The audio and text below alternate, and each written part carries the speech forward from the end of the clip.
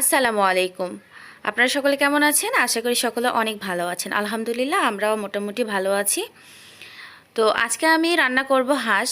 তো আজকে হাঁসটা নিয়ে অনেক কাহিনী হয়ে গিয়েছে আমার হাজব্যান্ডের সঙ্গে। মানে হাঁসটা অনেকটাই ছোট ছোট ঘুঁটি বলে, ও ঘুঁটি ছিল।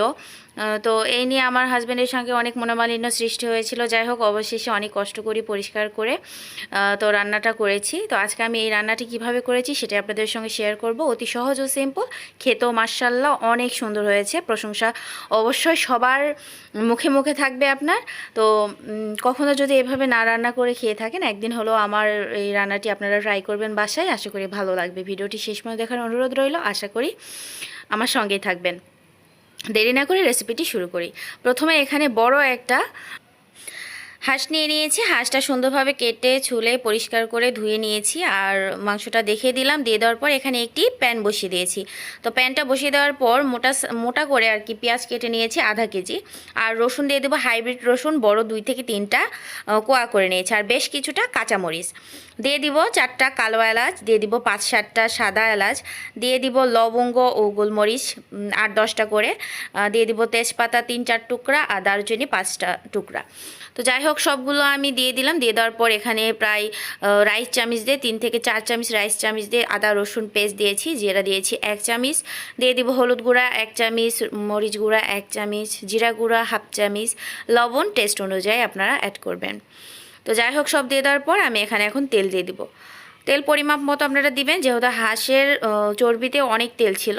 আমি একটু অল্পই দিয়েছি, যদি পরে লাগে সেক্ষেত্রে আমি দিব। তো যাই হোক, আমি এগুলো হাতের সাহায্যে সুন্দর করে মাখিয়ে নিচ্ছি। একদম সুন্দর করে মাখিয়ে পেঁয়াজগুলো নরম করে নিলাম। নেওয়ার পর হাতটা একটু ধুয়ে সামান্য একটু পানি দিয়ে দিলাম, যাতে তলে মশলাটা লেগে না যায়।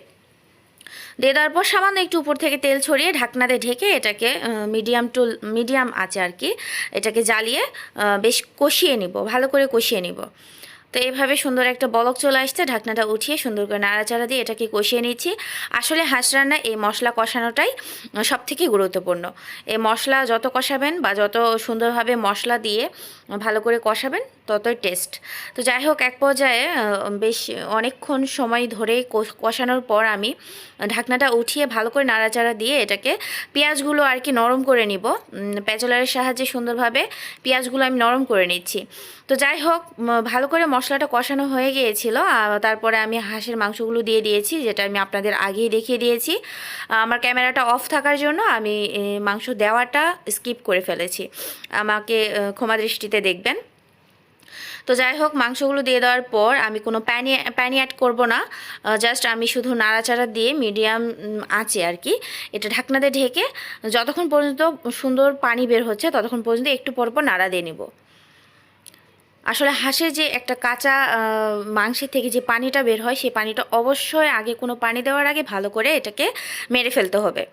কারণ হাঁসের একটা এমনি মানে গন্ধ আছে, একটা এক্সট্রা গন্ধ আছে। সেই গন্ধটা চলে যাওয়ার জন্য অবশ্যই সুন্দরভাবে আগে হাঁসের যে পানিটা থাকে সেটা আর কি মেরে ফেলতে হবে আর কি। তো এইভাবে আমি সুন্দরভাবে নাড়াচাড়া দিতে দিতে এক পর্যায়ে অনেকটা পানি বের হয়ে গিয়েছে। এই পানিটা আমি একদম শুকিয়ে ফেলে দেবো। তো ঢাকনাতে ঢেকে অনেকক্ষণ জ্বালানোর পর উপর থেকে কতটা তেল চলে আসছে আপনারা দেখতে পাচ্ছেন। আর আমি কিন্তু এর মাঝে 2-1বার নাড়া দিয়ে নিয়েছি অফ ক্যামেরায়। তো যাই হোক, ভিডিওটা বড় হওয়ার জন্য আমি এটাকে কেটে কুটে শর্ট করে দিয়েছি। এইভাবে আমি নাড়াচাড়া দিতে দিতে এক পর্যায়ে দেখব যে যখন মশলাটা নিচে লাগা লাগা ভাব হয়ে আসছে বা মশলাটা একদম শুকিয়ে আসতেছে, লেগে যাওয়ার পর্যায়ে, সে পর্যায়ে আমি কিন্তু গরম পানি, অবশ্যই আমি গরম পানি এখানে অ্যাড করব। আমি গরম পানি কিন্তু এক চুলায় বসিয়ে দিয়েছি। তো এভাবে বেশ কিছুক্ষণ আমি কিন্তু এটাকে কষিয়ে নিচ্ছি। অবশ্যই মাংস কষানোটাই স্বাদ। আর এতটাই মজা হয়েছিল এই মাংসটা, আমার হাজব্যান্ডের একটা ফ্রেন্ড আসছিল আর আমার দেবর ছিল বাসায়, সবাই মাশাআল্লাহ অনেক খেয়ে প্রশংসা করেছে। তো যাই হোক, এই যে এভাবে মোটামুটি আমার কষানো হয়ে গেছে। এখন আমি গরম পানি একপাশে বসিয়ে দিয়েছিলাম। এখন সেদ্ধর জন্য, মানে সেদ্ধ হবে এবং এই পানিতে আমি রান্নাটা শেষ করব, সে পর্যায়ে আমি সুন্দরভাবে পানিটা দিয়ে দিলাম আমার তাক অনুযায়ী।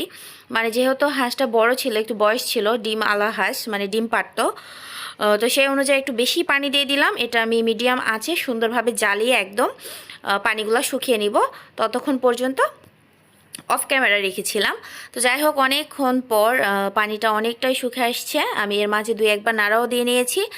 দেখতে পাচ্ছেন কতটা সুন্দরভাবে ঝোলটা গাঢ় হয়ে গিয়েছে, আর উপরে কিন্তু মাশাআল্লাহ অনেক তেল বের হয়েছে। আমি তেল কিন্তু আপনাদের সামনেই দিয়েছি, আমি কোনো অফ ক্যামেরায় তেল দেই নাই। আর হাঁসের মাংসতে অনেক মানে চর্বি ছিল, যেহেতু ডিম পাড়া হাঁসই ছিল এটা, তো এই জন্য এখন মানে প্রচুর তেল বের হয়েছে। তো যাই হোক, খেতেও মাশাআল্লাহ অনেক সুন্দর। আমার বাড়তি কোনো কিছু প্রয়োজন হয় নাই, সামান্য একটু লবণ অ্যাড করেছিলাম। আপনারা চাইলে আপনাদের পছন্দ অনুযায়ী লবণ অ্যাড মানে কম বেশি করে নিতে পারেন। এখানে আমি একটা হাঁস পুরাটাই ব্যবহার করেছি, কিন্তু এখান থেকে কোনো কিছু তুলে রাখি নাই। তো এর মাঝে কিন্তু আমার রান্নাটা একদম কমপ্লিটে দেখতে পাচ্ছেন কতটা সুন্দরভাবে রান্নাটা হয়ে আসছে। এর মাঝে আমি কিন্তু কিছুটা জিরা টেলে নিয়েছি এর মাঝেই, মানে আর এক পাশে। তো আমি সুন্দরভাবে চুলার আঁচটা বন্ধ করে আমি এটাকে একটু দমে রাখবো। তো এই যে সুন্দরভাবে আমার রান্নাটা একদম কমপ্লিট। দেখতে পাচ্ছেন কতটা লোভনীয় হয়েছে। আমার এডিট মানে ভয়েস দেওয়ার সময় আমার মুখে পানি চলে আসতেছে। তো এই যে ওই যে জিরাটা যেটা টেলে রেখেছিলাম সেটা গুঁড়া করে এখানে দিয়ে দেওয়ার পর আমি এটা হালকা 5 মিনিটের জন্য মানে ঢাকনা দিয়ে দমে রেখে দেবো। চুলার আঁচ বন্ধ করে জাস্ট ঢাকনা দিয়ে রেখে দেবো।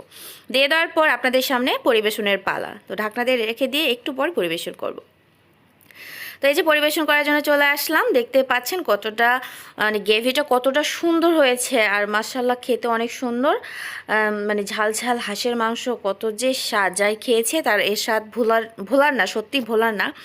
তো আজকের এই রেসিপিটি যদি ভালো লেগে থাকে অবশ্যই একদিন হলেও বাসায় ট্রাই করবেন। আমার সব টিপস যদি ফলো করে রান্না করেন আশা করি আমার এই এগোরের টেস্টটাই আপনারা পাবেন। তো ভিডিওটি ভালো লাগলে অবশ্যই একটি লাইক, কমেন্ট, শেয়ার, চ্যানেলটিকে সাবস্ক্রাইব করতে ভুলবেন না। ফেসবুকে দেখে থাকলে অবশ্যই একটি ফলো দিয়ে রাখবেন। আর আমাকে অনেক অনেক দোয়া ও ভালোবাসা দিয়ে আমার পাশেই থাকবেন। দেখা হচ্ছে পরবর্তী ভিডিওতে। ততক্ষণ পর্যন্ত আপনারা সকলে ভালো থাকুন, সুস্থ থাকুন, আমার জন্য দোয়া রাখুন। আল্লাহ হাফেজ, আসসালামু আলাইকুম।